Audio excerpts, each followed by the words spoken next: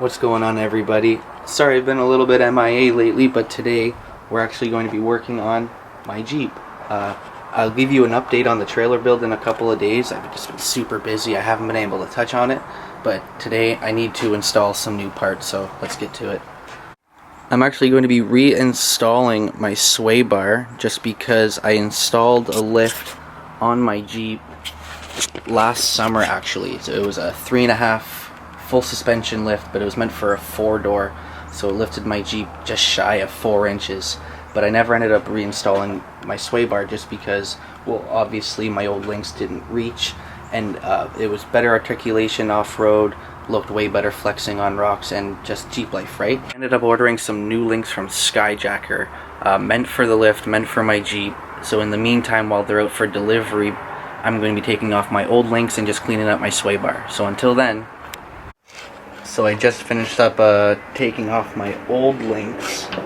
One of them came out nice, one of them I had to grind. So I'm waiting for the delivery guy to drop off my new links, and in the meantime I'm just going to clean up the bar.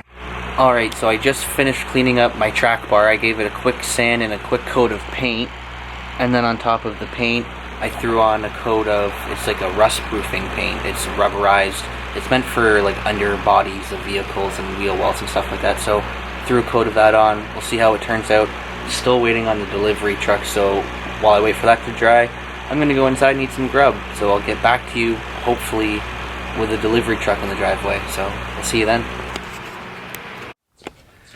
What's going on, everybody? This is day 2 of the install. Delivery guy never came yesterday, so I kind of just had to wait on him.